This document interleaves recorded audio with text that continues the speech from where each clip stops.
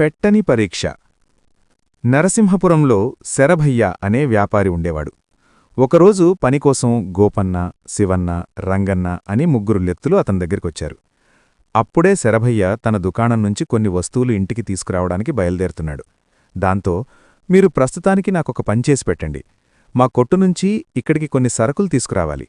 నాతోపాటు రండి, దుకాణం చూపిస్తాను అన్నాడు శరభయ్య. సరేనంటూ ముగ్గురు ఆయనతో బయలుదేరారు. అలా నడుస్తూ ఉండగా గాలికి పడిపోయిన చెట్టు రోడ్డుకు అడ్డంగా నడవడానికి వీల్లేకుండా ఉంది. దాన్నెవరైనా కాస్త పక్కకు జరపండి, అప్పుడు మనం వెళ్ళొచ్చు అన్నాడు శరభయ్య. వెంటనే రంగన్న వెళ్ళి ఆ చెట్టు కొమ్మలను పక్కకు జరిపాడు. ఇక అందరూ నడుచుకుంటూ ముందుకెళ్లారు. ఇంకాస్త దూరం వెళ్ళాక రోడ్డుమీద పెద్ద పెద్ద రాళ్లు కనిపించాయి. వాటిని చూసి వెంటనే అక్కడ్నుంచి తీసి పక్కన పడేశాడు రంగన్న. మళ్లీ నడవడం ప్రారంభించారు. కాసేపటికి ఇంటికి చేరుకున్నారు.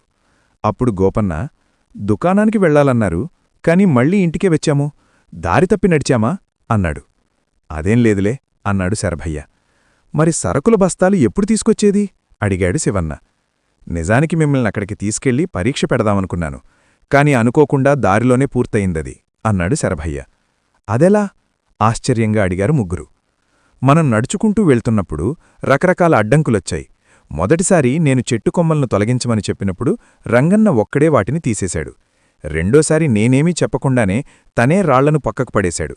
మీరిద్దరూ అసలు ఒక్కసారి కూడా స్పందించలేదు. పని చెయ్యాలనే తపన, చురుకుదనం అతనిలో ఉన్నాయి. అందుకే రంగన్ననే పనిలోకి తీసుకుంటున్నాను అని చెప్పాడు శరభయ్య.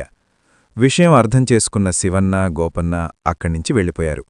మరిన్ని కథల కోసం కలర్స్ వరల్డ్ యూట్యూబ్ ఛానల్ని సబ్స్క్రైబ్ చేసుకోండి.